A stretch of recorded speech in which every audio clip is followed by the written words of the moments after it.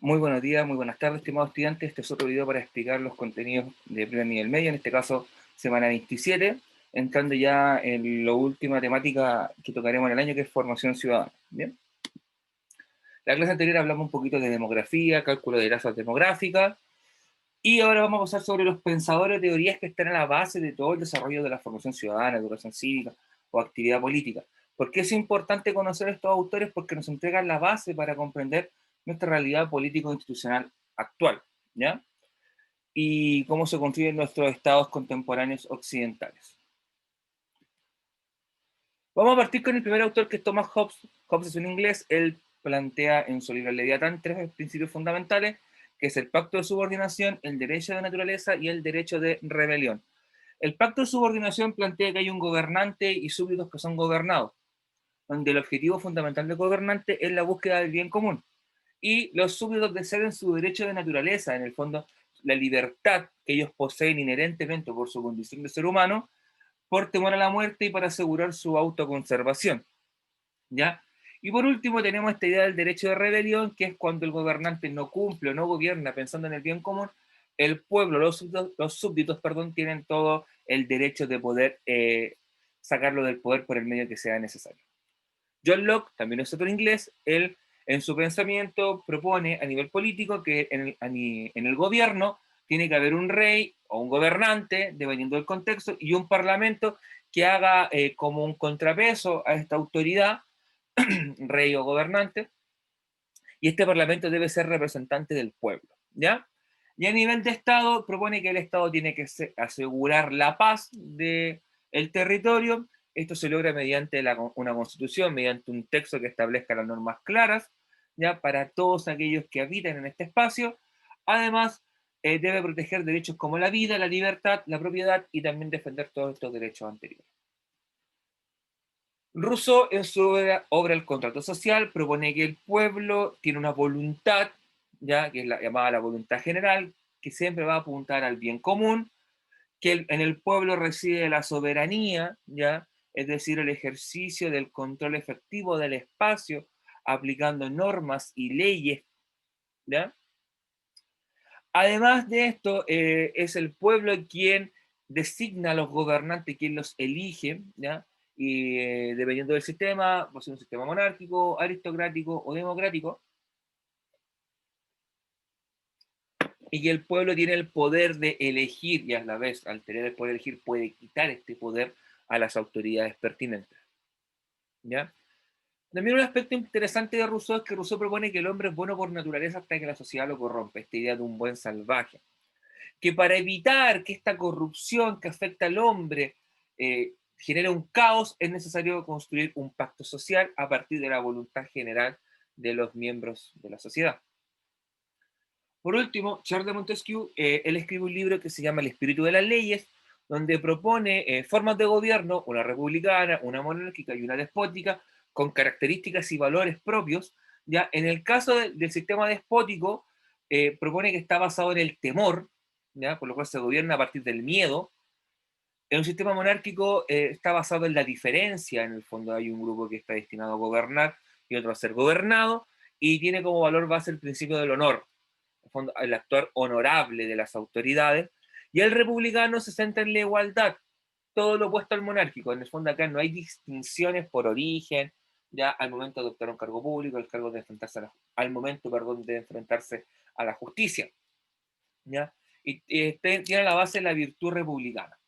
Y además propone que el poder no puede estar concentrado en una persona porque el poder corrompe, por lo tanto establece un sistema de contrapesos, ¿ya? Que son esta idea de poderes del Estado, que uno fiscaliza al otro y hace el equilibrio uno con el otro. Pasamos a la otra gran temática, que es democracia. Recuerden que demos es pueblo, cracia es poder, por lo tanto la democracia es una forma de gobierno donde el poder recae en el pueblo, la toma de decisiones va a caer en el pueblo va a escoger representantes, ¿ya? Y hay tipos de democracia, que es la directa, la semidirecta, la indirecta y la líquida. Cada una de ellas tiene sus características particulares, que las veremos a continuación, ¿ya? Antes de eso hay puedo decir, un panorama histórico de lo que ha sido la evolución en cuanto a sistemas políticos que nos han permitido llegar a la democracia. actual, que desde la Atenas griega del siglo V a.C., la República Romana que surge en el siglo VI a.C., el constitucionalismo inglés del siglo XVII, XVI, el republicanismo estadounidense y los ideales revolucionarios del siglo XVIII, ¿ya? Y todo eso nos dio la forma a nuestro sistema democrático occidental actual. ¿Ya? El primer tipo de democracia que vamos a ver es el tipo de democracia directa, donde el ciudadano vota por cada decisión que se te va a tomar, además de elegir las autoridades. Solamente se aplica en la actualidad en Suiza, un país europeo bastante pequeño, central, que tiene un sistema de administración bien particular que le ha permitido mantener esta democracia más pura, ¿ya? Y requiere un Estado muy organizado para el momento de realizar todas estas consultas públicas. Hay una imagen ahí de una noticia en Suiza, donde los ciudadanos votan en un referendo para mantener o cambiar el sistema de salud que tienen, que es un sistema privado, ¿ya? De hecho, ese nivel de decisiones toma la ciudadanía en Suiza. En Chile, cuando se hacen este cambio en los sistemas, se hacen generalmente desde la autoridad política, desde el Congreso, desde el Poder Ejecutivo. Ya no se ve a nivel de las bases del pueblo de la ciudadanía. Una democracia semidirecta es mucho más común, de hecho es la que existe en Chile, eh, donde el pueblo escoge las autoridades, pero, y estas autoridades toman la determinación por ellos, lo que hace el Poder Legislativo en la práctica. Pero en situaciones excepcionales y particulares, es el pueblo quien tiene la palabra final y es el pueblo quien toma la determinación. Ya, ahí hay algunos ejemplos como los referendos, los plebiscitos, las iniciativas populares o las revocaciones de mandato. No todas se aplican en el mismo país, hay algunas que sí, otras que no. Por ejemplo, en Chile el referendo y el plebiscito son considerados prácticamente lo mismo. ¿Ya? Y que fue lo que ocurrió el 25 de octubre recién pasado. Eso te demuestra que Chile es una democracia semidirecta, porque si bien escogemos autoridades que nos representan, hay situaciones particulares donde nosotros podemos tener la palabra final, como es el caso de este plebiscito que se votó. Una democracia indirecta no tiene ese aspecto o ese asterisco, esa situación particular donde la ciudadanía puede tener la palabra final. Acá no. Acá el ciudadano simplemente no toma ninguna decisión y solamente escoge representantes, muy al estilo elección presidencial norteamericana.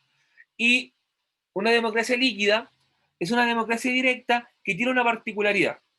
Cuando yo como ciudadano no quiero tomar la decisión o no quiero participar del proceso, puedo en el fondo decir no quiero participar y el representante que yo he escogido va a votar por mí.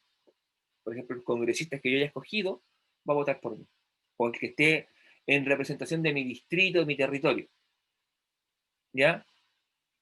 Esa es la gran diferencia entre una democracia directa y una líquida, esa particularidad.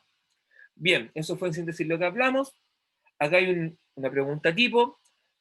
Pueden pausar el video para leer con detalle el fragmento de texto de Claudio Fuentes, Democracia en Chile, Instituciones, Representación y Exclusión. Es un paper presentado en el 26º Congreso Internacional de la Asociación de Estudios Latinoamericanos, LASA. Fue presentado en marzo del 2006 en San Juan, Puerto Rico. ¿Ya? La pregunta que te propongo es, ¿cuál es la observación que hace el autor a partir del acto de la delegación del poder? Que es la primera dimensión que nombra el autor. Le dice, la representatividad considera una doble dimensión, el acto de delegación del poder y la estructura de representación. En relación al acto de delegación del poder, interesa observar no es solo si existe la capacidad de delegar el poder a través del voto, sino que hasta qué punto los representantes efectivamente representan los intereses del electorado que los votó. De ahí viene.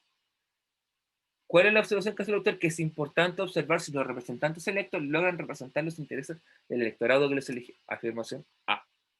¿Ya? Y ahora vamos a pasar rápidamente a la guía y vamos a explicar brevemente de qué se trata esta guía.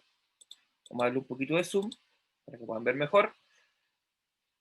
Si ustedes se dan cuenta, hay dos preguntas de desarrollo en un comienzo que refieren a los postulados de John Locke y Jean Rousseau.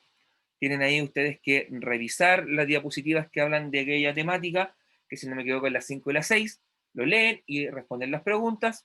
Luego hay un fragmento de texto, un párrafo, ya que es de un artículo escrito por Guillermo Pereira, que se llama Locke y la teoría de la rebelión popular, extraída de estudios políticos, novena época, número 44, del año 2018, Universidad Autónoma de México. ¿Ok? El autor acá propone algunos postulados de John Locke y los trabaja. Y las preguntas que yo te propongo son las siguientes. ¿Qué caracteriza el pensamiento de Locke según el autor? Y John Locke, y la pregunta nos dice, John Locke es un pensador que defiende las libertades civiles de todo ciudadano, que todo ciudadano debe poseer. ¿De qué forma en el texto se trabaja esta idea? Nuevamente ustedes leen las preguntas, ven las afirmaciones que se dan, las contrastan con el texto y marcan la o las alternativas correctas. Por último, están las preguntas esenciales. Recuerden que son las preguntas que ustedes deben responder, fotografiar y mandar por WhatsApp institucional que está en los grupos, o en su defecto al correo electrónico que también se está colocando en los grupos. ¿Ya? La pregunta esencial de la semana 27 dice, ¿por qué es importante conocer sobre las teorías propuestas por los autores presentados en clase? Diapositivo número 3, vean el cuadrito que está abajo y van a encontrar la respuesta a esa pregunta. Y luego tenemos preguntas de semanas previas, como la semana 22 y 23. En el caso de la semana 22, la pregunta esencial es, nombra el objetivo de la Corfo. Ya recuerden que la Corfo es la Corporación de Fomento, hay todo un trasfondo económico en su pensamiento. Tienen que revisar ahí la presentación que corresponde a región administrativa, o región político-administrativa, perdón, región natural. Semana 23 es región natural. Yo me confundí. ¿Ya? Y luego, en la semana 23, sobre la realidad climatológica de Chile, podemos decir que esta es, y ahí tienen que hablar sobre la diversidad climatológica que existe en Chile. ¿Ya? Fíjense que la palabra clave es diversidad, diverso, variado, heterogéneo, como le quieran denominar, pero es que en Chile existen muchos climas. Y eso sería, chiquillos. Espero que lo puedan realizar. Recuerden que las preguntas esenciales son las que tienen que mandar, no toda la guía, solamente las preguntas esenciales. Esperando que estén muy bien. Eh, Nos estaríamos ya viendo en la última semana del año. Un abrazo.